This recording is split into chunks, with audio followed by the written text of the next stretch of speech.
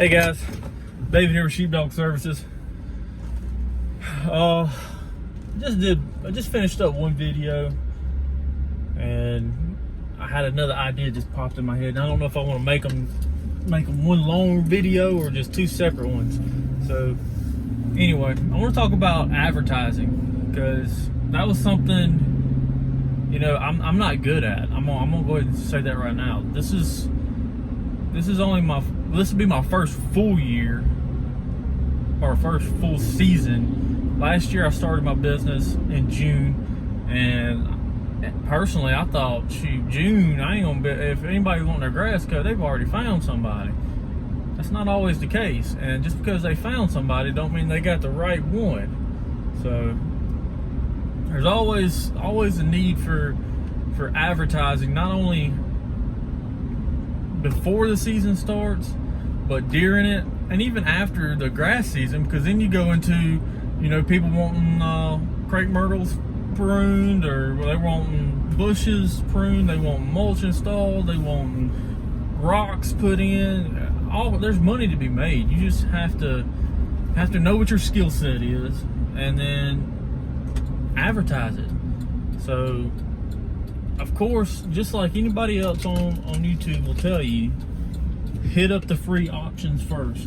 If you're not hitting up the free options first, you're shooting yourself in the foot. That means Facebook, Instagram, Google My Business, all those. Just hit them all up.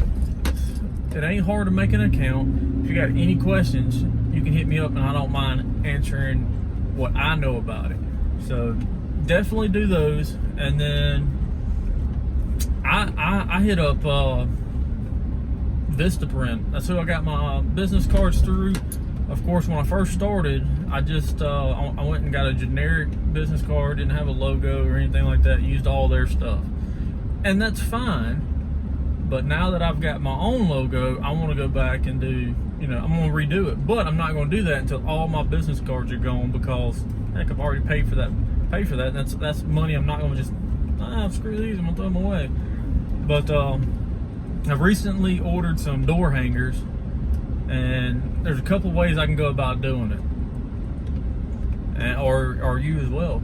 But you can go out, you can just simply put it on the door knob and walk away and hope you get a call.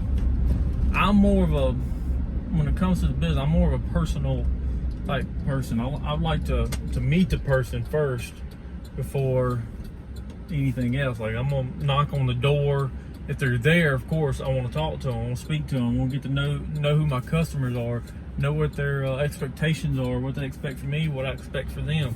That's a big thing too. You can't just worry about what they want. You gotta let them know what you expect from them. Maybe you expect not to have to pick up the kids' toys in the backyard every time, or you expect, you know, for them to not to have their beer cans or trash from their barbecue they just had over the weekend still in the yard. Whatever it may be, you need to get that out. But anyway, back to the advertising part.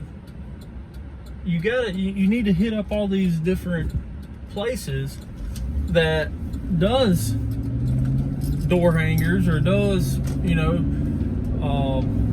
the postcards, or I even talked about it the other day about magnets, you know, the refrigerator magnets.